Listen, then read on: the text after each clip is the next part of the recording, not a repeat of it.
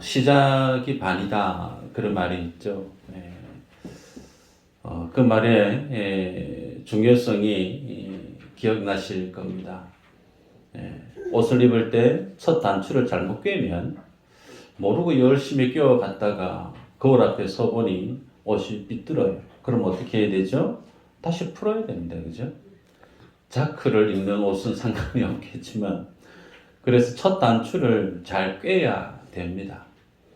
2025년 첫 주를 맞으면서 하나님 앞에 고린도전서 말씀이 아닌 창세기 말씀을 주님이 감동으로 주셨습니다. 그래서 아마 이 말씀이 여러분 속에 참 귀한 도전이 되어지는 말씀이 아닌가 싶습니다.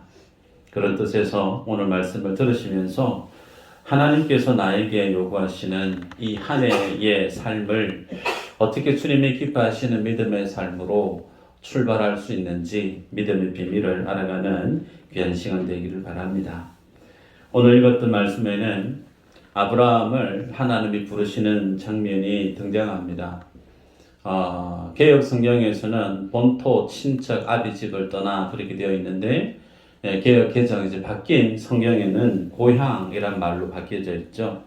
그래서 아직까지는 고향이란 말보다 본토라는 말이 저에게는 더 와닿습니다. 그래서 본토 친척 아버지의 집을 떠나 그렇게 주님이 아브라함을 부르는 장면을 오늘 본문에 보게 됩니다. 여러분이 다 아시는 것처럼 아브라함은 믿음의 조상이라 불려지죠.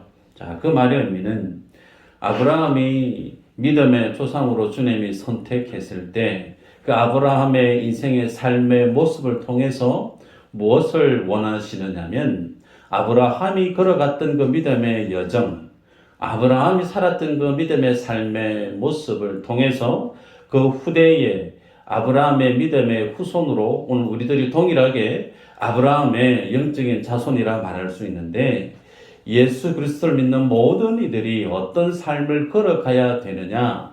아브라함이 걸어갔던 그 삶의 걸음을 걸어가야 된다는 거예요. 그래서 그런 성격에서 그런 의미에서 아브라함을 믿음의 조상이라고 명명합니다. 우리가 아는 것처럼 아브라함이 살았던 그 본토 고향은 갈대아 우르라고 하는 지역이죠. 그곳에서 우상 숭배하는 그 일을 위해서 열심히 애를 쓰고 수고하던 사람이 아브라함 아니었습니까? 그런데 그곳에서 하나님이 이제 불러내는 장면을 오늘 본문에 보게 되죠. 그래서 아브라함을 믿음의 조상으로 주님이 부르시면서 가장 먼저 첫 번째 하신 말씀이 뭐였느냐면 고향, 친척, 아버지 집을 떠나라 라고 주님이 가장 먼저 말씀을 주셨어요. 그 말의 의미는 우리 모든 하나님의 자녀들이 예수 그리스도를 믿고 하나님의 은혜로 영생을 취하고 하나님의 나라를 소유한 주의 백성으로서 이 땅 가운데 살아갈 때 가장 먼저 뭘 주님 우리에게 요구, 명령하시느냐면 본토 친척 아비 집을 떠나라고 하는 이 떠남의 신앙을 주님 우리에게 말씀하고 있다는 거죠. 그래서 이 떠남의 신앙이 내 안에서 시작되어져야 될 뿐만 아니라 이 떠남의 신앙은 일회적인 행위로 일회적인 결심으로 끝나는가? 아니요. 우리가 주님 앞에 서는 그날까지 쉼 없이 이 떠남의 신앙은 계속적으로 우리 안에서 진행되어져야 되고 결국 이 떠남의 신앙이 주님 앞에 서는 그날에 어떻게 해요? 완성되어진다는 의미입니다. 그래서 하나님이 주신 천국, 하나님이 주신 영원한 생명을 소유한 모든 하나님의 자녀들은 아브라함에게 찾아와서 주님이 첫 번째로 던져주시는 그 메시지, 오늘 본문에 있는 것처럼 이 떠남의 삶을 충실히 이행해야 됨을 본문을 통해 깨닫게 되죠. 그런데 의외로 많은 성도분들이 교회 안에서 내가 예수님을 믿습니다 라는 믿음의 고백을 하고 그 고백에 준하는 믿음의 행위를 많이 합니다. 봉사도 하고 또 많이 섬기기도 하고 사역에 많이 들여지기도 하는데 의외로 이 떠남의 첫 신앙, 주님을 인격적으로 만난 자들이 가장 먼저 명하고 있는 이 첫 번째 주님의 이 말씀을 제대로 살아가지 못해서 믿음의 걸음을 걷는 과정 속에 좌충 우돌하는 모습을 왕왕 보게 됩니다. 그러기에 여러분, 오늘 본문에서 아브라함에게 찾아와서 본토 친척 아버지 집을 떠나라고 하는 이 명령이 개인적으로 우리에게 어떤 의미인지를 면밀하게 돌아볼 필요가 있습니다. 자, 여러분, 그러면 첫 번째, 이 떠남의 신앙에 있어서 하나님이 아브라함에게 어디에서부터 먼저 떠나라라고 명했느냐면 고향이죠, 고향. 개역 성경에서는 본토라고 되어 있는데, 자, 이것을 해석을 하면 세상의 힘과 물질에서 떠나라라고 우리가 정리할 수가 있습니다. 본토라고 하는 말, 고향이라 하는 말, 예레츠라고 하는 말인데, 기본적인 말의 의미는 땅을 뜻합니다. 땅. 고대 시대에는 사람의 모든 조직의 힘의 상징, 그 모든 힘의 척도가 뭐였느냐면 땅이었습니다. 목축을 하든 농경사회를 일구든 많은 사람들이 자신의 힘과 자신의 삶의 근간을 어디에서부터 구축할 수 있는 그 근간이 뭐냐면 땅이라는 거죠. 그래서 모든 생명과 자산과 힘과 부의 근거인 그 땅을 떠나라라고 주님이 아브라함에게 명한 것은 단순히 주소 이전해라 그 뜻이 아니에요. 너의 생명의 근간인, 너의 생명의 터전인 그 땅을 떠나라 라고 주님이 말씀하고 있다는 사실이죠. 그러게 여러분, 많은 사람들이 그 땅을 근거로 부를 축적하고 힘을 규합하고 새를 불려서 그 땅을 통해서 자신의 안전과 자신의 미래를 생각하고 설계하는 그들에게 오늘 주님은 아브라함에게 찾아와서 그 모든 것을 떠나라 라고 주님이 명령하고 있다는 사실이죠. 여러분, 그렇기 때문에 이 말씀이 오늘 우리에게도 동일하게 적용되어져야 되는 명령인 줄 믿으시기를 바랍니다. 자, 예를 한번 들어볼까요? 꼬맹이가 놀다가 놀이터 난간에서 발을 잘못 짚어서 툭 떨어지기 직전에 난간을 잡았어요. 그 난간을 놓으면 어떻게 될까요? 떨어지면 다치겠죠. 그래서 어떻게 해서 온 힘을 다해서 그 난간을 붙들려고 몸부림칩니다. 그 난간이 소위 오늘 아브라함에게는 뭐에 해당되어지느냐면 땅이라는 거예요. 모든 사람이 그것을 더 많이 단단히 붙잡기 위해서 온 힘을 다해 집중하고 있는 것이 그 땅입니다. 그런데 주님이 찾아와서 그 잡고 있는 난간 손 놓으라는 거예요. 자, 그러면 그 잡고 있는 난간을 놓을 수 있는 사람은 어떤 사람일까요? 자기가 붙잡고 있는 그 난간보다 그것을 놓음으로 인해서 밑에 그 다음에 기다려지는 그 상황이 보다 더 안전하다라는 것이 내한테 믿어질 때 그 내가 붙들고 있는 것을 놓을 수가 있을 거예요. 더더욱이 그것을 놓으라고 하는 이가 살아가는 아버지예요. 아버지가 찾아와서 아무개야 그거 놓으면 된다. 내가 안아줄게 라고 아버지가 아들에게 그 얘기를 했다라고 하면 그 말씀을 하는 이가 아버지임을 아는 아이는 고민할까요? 고민하지 않습니다. 아버지가 안을 준비를 다 하고 있으니까 바로 그 말씀 들리자마자 손을 놓을 수 있을 겁니다.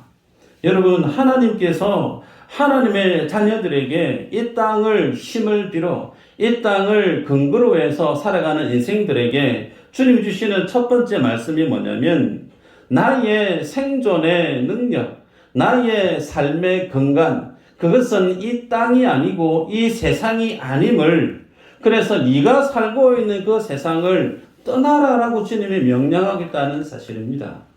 베드로전서 1장 1절에 사도 베드로가 예수 믿는 사람들에 대한 정체성을 어떻게 표현하고 있느냐면 흩어진 나그네라고 기록하고 있죠.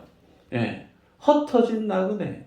하나님을 예배하고 살아가는 성도들은 이 세상이 내가 영원토록 살아야 될 세상으로 하나님이 규정하고 있지 않습니다. 우리가 살아가야 될 이 세상은 나의 세상이 아니고 나는 이 땅 가운데 잠시 왔다가 가는 나그네와 같은 존재다라고 성경은 예배하고 있는 오늘 우리들의 삶의 정체성을 그렇게 명시하고 있습니다. 말씀 한번 볼까요? 히브리서 11장 8절 9절 제가 읽습니다. 믿음으로 아브라함은 부르심을 받았을 때에 순종하여 장래의 유업으로 받을 땅에 나아갈새 갈 바를 알지 못하고 나아갔으며 믿음으로 그가 이방의 땅에 있는 것 같이 약속의 땅에 거류하여 동일한 약속을 유업으로 함께 받은 이삭 및 야곱과 더불어 장막에 거하였으니 그랬습니다. 여러분 아브라함이 하나님 앞에 믿음의 조상으로 명명되어 줄 수 있었던 그가 겸비한 믿음의 그 모습은 오늘 방금 읽었던 히브리서 11장 8절 9절에 보면 하나님이 내게 지시할 땅으로 가라 명하셨는데 갈 바를 알았다고 해요? 몰랐다고 해요? 갈 바를 몰랐대요.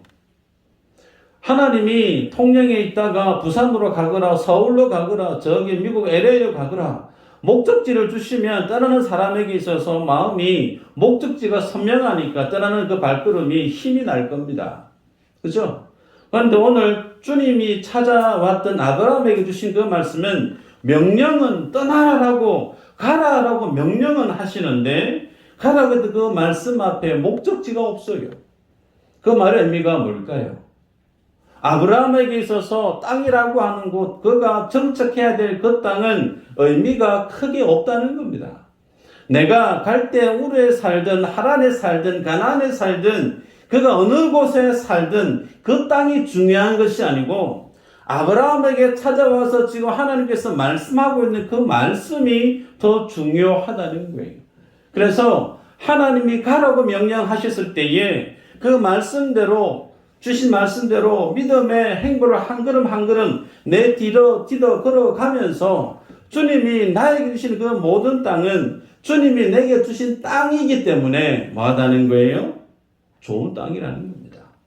주님이 내게 주신 그 땅, 주님이 나를 위해서 최고로 좋은 땅을 선정해서 주신 땅이기 때문에 아브라함의 관심에 삶의 동력의 그 근원이 이전에는 갈대아 우르에 살았을 때는 땅이 전부였어요.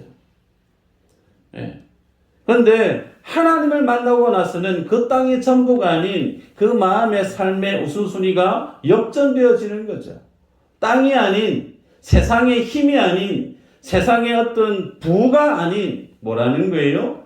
하나님의 말씀이 나에게 내가 살아가고 있는 이 땅보다 더 중요하다. 그래서 삶의 관심사가 땅에 있지 않고 하나님이 내게 주시는 말씀이 본질적으로 내 삶에 더 우선하다라는 것을 말씀을 통해 우리에게 교훈합니다. 여러분 그러기에 오늘날 많은 사람들이 재정이 어느 정도 여유가 있으면 재테크를 합니다. 주식도 하고 부동산도 사고 많이 할 거예요. 그래서 세상을 잘 아는 사람은 차를 타고 움직이면서 어디에 뭘 하면 돈이 잘 벌리겠구나. 그런 어떤 연구를 관심을 갖고 살아가는 분들이 참 많이 있을 거예요. 야, 저 땅 참 좋은 땅이다. 저기에 뭘 하나 하면 참 대박이 나겠다. 그런 어떤 세상을 읽는 안목이 있는 분이 있을 수 있습니다. 그래서 그런 분에게 있어서 삶의 가장 주된 관심사는 돈이겠죠. 소위 세상에서 많이 가지는 거, 소유하는 거, 이것이 그 사람에게 있어서 삶의 가장 중요한 관심사일 겁니다. 그런데 그건 세상 사람이고, 근데 예수 만난 사람, 하나님의 나라를 소유한 하나님의 백성도 동일하게 삶의 모든 주된 관심이 이 땅의 것에 집착되어져 있다라고 하면 그분은 아직 주님을 인격적으로 만난 사람이라 할 수 있을까? 2% 부족하다는 거예요. 아브라함은 하나님을 만나기 이전에 그에게 있어서의 절대 가치는 땅이었습니다. 그 땅에서 많은 것을 일궈낼 수 있고 그 땅에서 모든 것을 계획하고 꿈꿀 수 있었던 그 모든 보고의 창구가 땅이었어요. 그런데 주님 만나고 난 이후에 그 삶의 우선순위가 뒤바뀌어 버립니다. 하나님의 말씀이었다는 거예요. 그래서 여러분, 아브라함에게 있어서 갈대아 우르는 돈을 잘 벌 수 있는 곳, 아브라함에게 있어 그 갈대아 우르는 내 생명이, 내 가정이 안전히 보장되어지는 곳, 근데 그 돈과 물질과 안전이 보장되어지는 그곳 떠나라는 거예요. 이스라엘 백성들에게 있어서 땅은 애굽 땅 아닙니까? 그 찬란한 이집트의 도시 국가의 그 문명, 그 속에서 누리고 즐길 것이 너무나 많습니다. 그런데 그 세상 하나님이 떠나라고 말씀하고 있어요. 그러면 하나님을 예배하고 구원받은 오늘 우리들에게 있어서 이 세상은 어떤 세상으로 바라봐야 되는 것이 합당한가? 죄 많은 이 세상은 내 집 아니요. 아멘인가요? 아닌가요? 성도에게 바라보이는 세상은 죄 많은 세상으로 비춰져야 되는 게 맞다는 거예요. 내가 하나님을 예배하는 하나님의 자녀가 되었음에도 불구하고 여전히 세상이 좋고 세상이 도시 문명 속에 정말 재밌는 것들이 너무 많고 즐길 것이 무수히 많아서 나는 오래 이 세상에 오래 살았으면 좋겠다. 그런 마음이 혹 내 안에 있다라고 하면 죄송하지만 그분은 아직까지 주님을 만났다라고 말할 수가 없습니다. 여러분, 그러기에 우리들은 오늘 아브라함에게 찾아와서 주님이 제시하는 것처럼 본토 친척 아버지 집을 떠나라.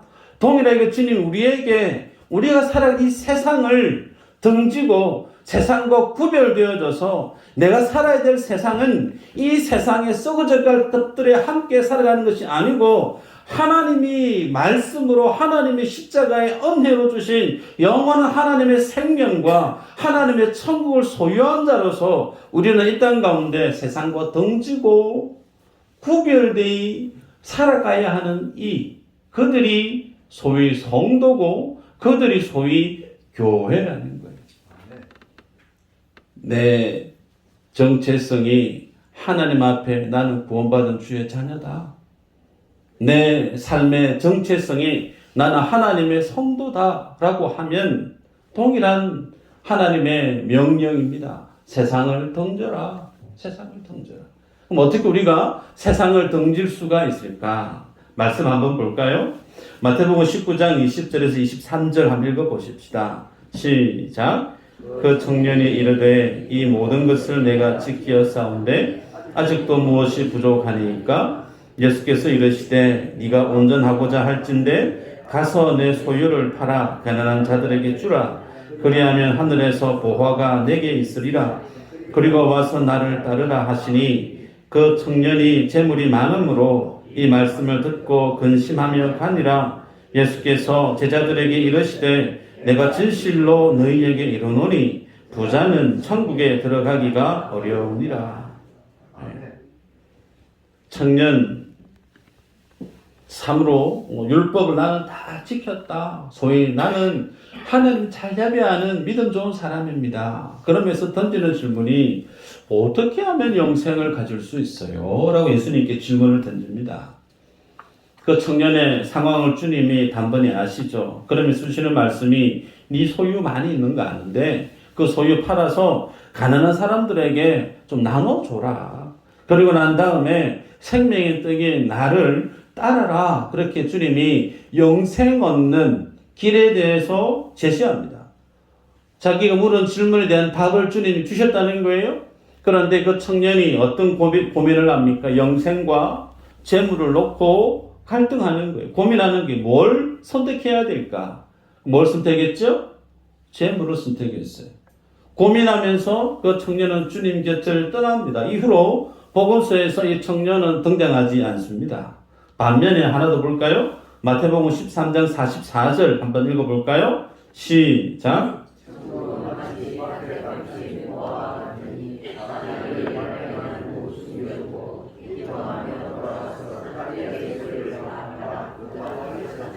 아멘. 영생의 가치를 아는 사람, 천국을 아는 사람, 그 사람은 자신의 소유 전부를 올인하는 거예요. 그래서 그것을 버리고 포기하고 천국이라고 하는 하나님의 영생이라고 하는 밭에 감추인 그 보화를 차지합니다. 청년과 밭에 감추인 보화를 갖추고 차지하는 그 이 두 사람의 차이가, 극명한 차이가 뭘 우리에게 제시하고 있느냐면, 하나님을 예배하는 성도 그 가슴 속에 소위 물질을 최우선으로 여기는 그 생각, 여기에서 벗어나지 않는 인생은 언젠가는 그 물질 때문에 주님을 떠날 수 있다라는 걸 우리에게 보여줍니다. 마태복음 13장 22절에 가시떨기에 뿌려졌다는 것은 말씀을 들으나 세상의 염려와 재물의 유혹에 말씀이 막혀 결실하지 못하는 자요. 예수님의 씨 뿌리는 비유 가운데 하나님의 말씀이 이렇게 주일날 설교자를 통해서 말씀이 전거되어지는데, 그 말씀이 각 심령 속에 헛뿌려지고 있지만 어떤 사람은 그 말씀 앞에서 아멘 아멘 하면서 그 말씀대로 지켜가기 위해서 삶 속에 그 말씀과 씨름하면서 말씀대로 살기를 열심히 성령을 의지하고 살아가는 반면, 어떤 사람은 그 하나님 말씀이 헛뿌려짐에도 불구하고 아무런 삶에 결실이 없다는 거예요. 하나님의 말씀이 내 인생 속에 뼈가 되고 살이 되고 인생이 되고 삶의 내용이 되어져야 되는데, 마치 성육신하신 예수 그리스도 그 주님처럼 하나님의 말씀이 내 인생이 되고 내 삶의 내용이 되고 내 삶의 능력이 되어져야 되는데, 그런 삶의 결실이 전혀 없는 인생, 이유가 어디에 있느냐? 재물, 소위 물질, 이것이 하나님의 말씀이 자라나지 못하게 만드는 방해를 한다라는 거죠. 25년 새해 첫 주 주님 앞에 우리가 예배를 드리면서 머지않아 25년 12월 31일 성구영신 예배하는 날이 올 겁니다. 그죠? 네. 그날에 여러분, 하나님 앞에 참 내가 감사하다. 그날, 그 마지막 예배 주님 앞에 드리면서 정말 내가 주님 앞에 올 한 해는 정말 내가 믿음대로 참 잘 살았다. 감사합니다. 이 감사의 마음으로 주님 앞에 예배할 수 있는 사람이 어떤 사람인가?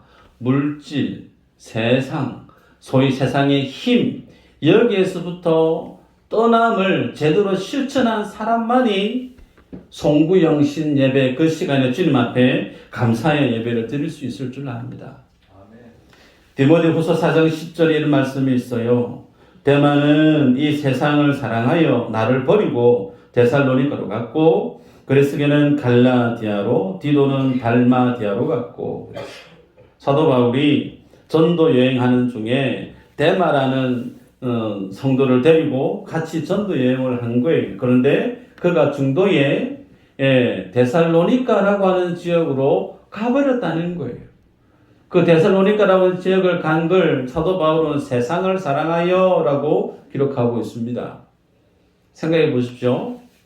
저도 GMS 선교훈련을 받은 선교사 출신이지만 선교훈련 열심히 받던 선교사입니다. 그 스승이 사도 바울이에요. 능력의 종입니다. 하나님의 복음에 대해서 명쾌하게 진리가 뭔지를 제시했고 많은 교회를 개척했던 능력의 사도입니다. 그 능력의 사도의 눈에 비친 사람이 데마예요. 아무나 데리고 갔을까요? 그럴 리 없죠. 사도 바울의 눈가에 야, 저 사람은 저 소위 김 집사는 참 괜찮은 사람이구나. 준비가 되어 있는 사람이구나. 당신은 나와 함께 선교하는 이 일에 동참할 만큼 큰 믿음에 준비가 되어 있는 믿음의 사람이네요. 같이 가십시다. 사도 바울의 눈에 들었던 사람이에요. 그 정도면 교회 안에서 제자훈련 다 패스했을 겁니다. 신앙훈련 다 패스했을 거예요. 교회 안에서 가정 봉사, 트레이닝, 많은 사람들에게 인정을 받았던 사람인 줄 우리는 짐작할 수가 있습니다. 사람들에게 인정받고 그의 믿음의 고백이 분명하게 있고 사도 바울의 눈에 들었던 사람이에요. 이 정도면 누구나 데마라고 하는 그 사람은 선교사로서 바울과 함께 팀 사역할 수 있는 준비된 선교사로서 괜찮을 것 같다. 그런데 그가 어떻게 됐다고요? 세상을 사랑해서 떠났다는 거예요. 여러분, 이 말씀을 보면서 그래서 오늘 예수님은 아브라함을 믿음의 조상이라 명명하면서 가장 먼저 뭘 말씀하느냐? 떠남에 대한 신앙.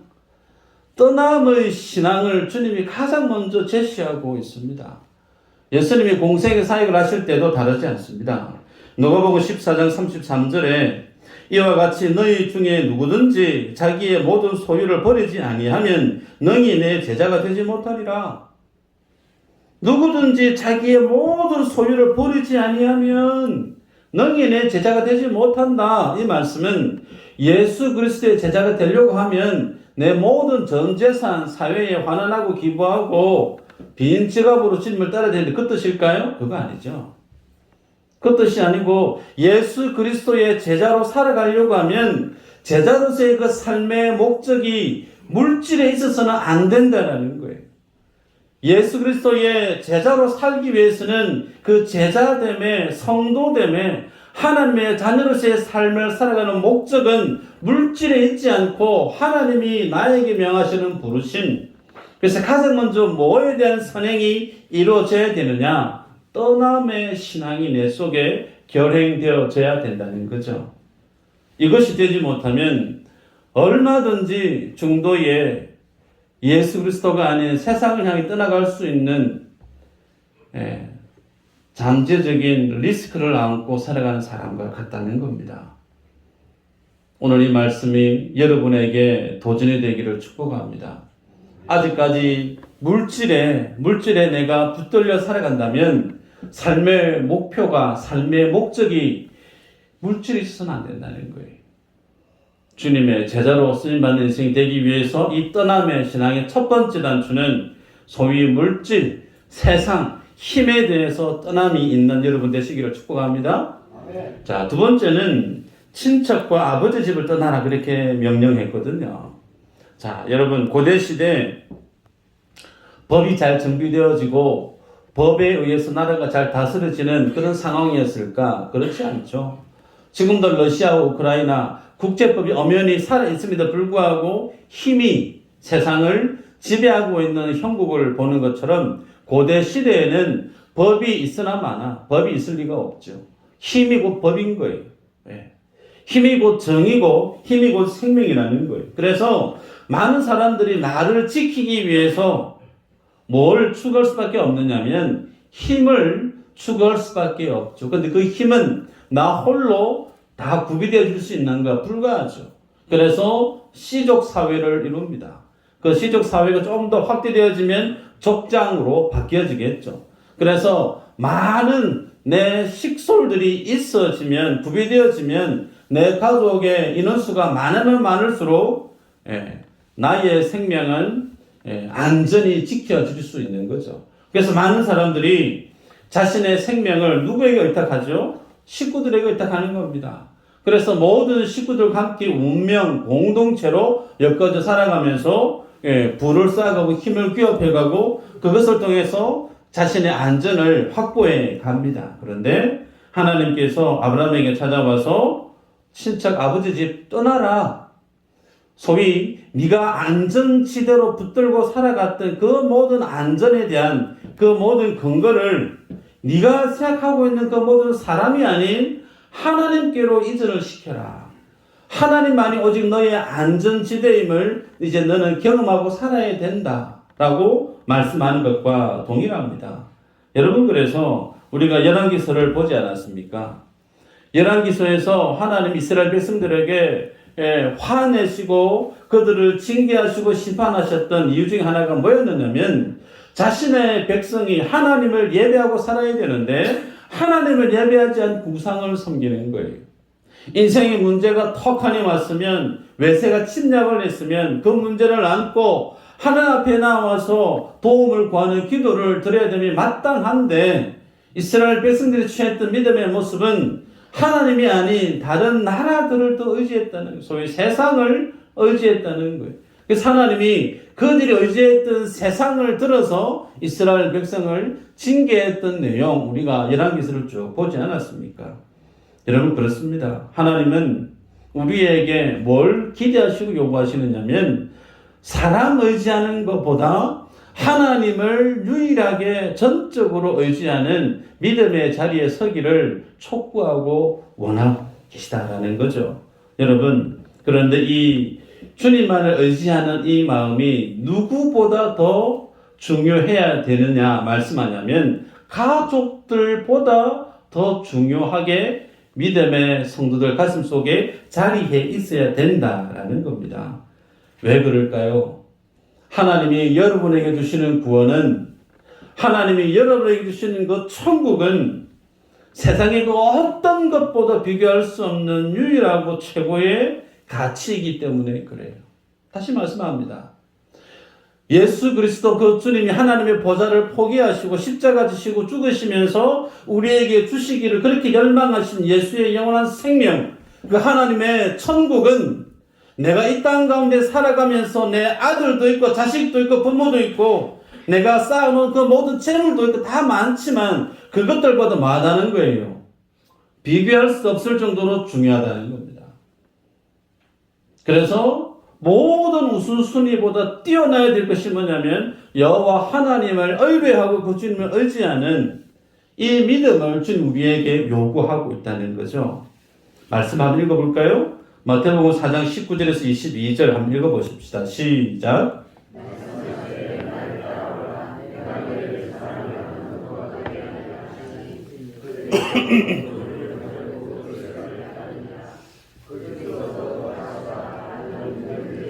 세베대의 아들 야고보와 그의 형제 요한이 그의 아버지 세베대와 함께 배에서 금을 깁는 것을 보시고 부르시니 그들이 곧 배와 아버지를 버려두고 예수를 따르니라.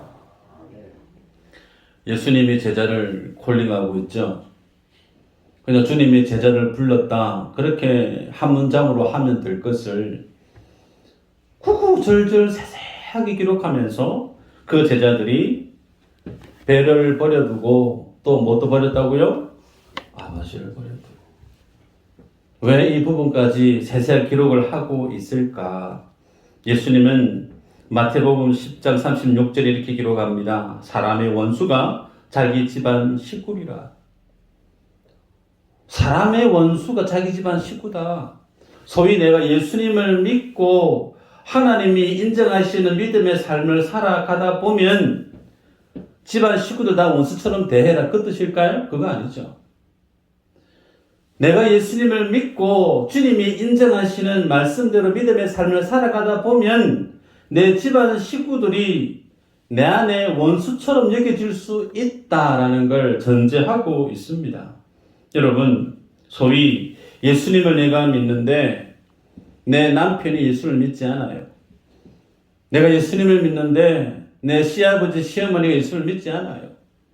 내가 예수님을 참 잘 믿고 싶은데 내 아들, 딸들이 주님을 믿지 않는 거예요. 여기에서 이제 딜레마가 생깁니다. 주일이 되는데 나는 주일날 주님 앞에 예배하고 싶은데 시아버지, 어머니, 형제들이 오늘 일요일이니까 어디 여행 가자. 오늘 일요일 주일날 예배 가서 특송해야 되는데 사랑하는 자녀들이 아빠, 엄마 오늘 노는 날이니까 어디 저와 같이 좀 어디 갔으면 좋겠습니다. 그런 일 일어날 수 있어요. 그럼 어떻게 해야 되죠? 가든지 안 가든지 선택해야 될 거예요. 네. 여기에서 원수가 드러난다는 겁니다. 여러분, 그러면 어떻게 하는 것이 맞습니까? 내가 내 가족을 정말 사랑하기 때문에 주일날 예배하는 것을 포기하고 가족들과 함께 해외여행을 가고 어디 취미활동을 하러 가고 자녀들이 얘기하는 것에 같이 동참하고 그러면서 주님이 기뻐하시는 그 사명이 있고 예배해야 될 그 믿음의 주님의 부르심이 있는데 그것을 포기하고 자녀들과 식구들의 요구사항을 들어주는 것이 자녀들에 대한, 가족들에 대한 사랑의 표현인가?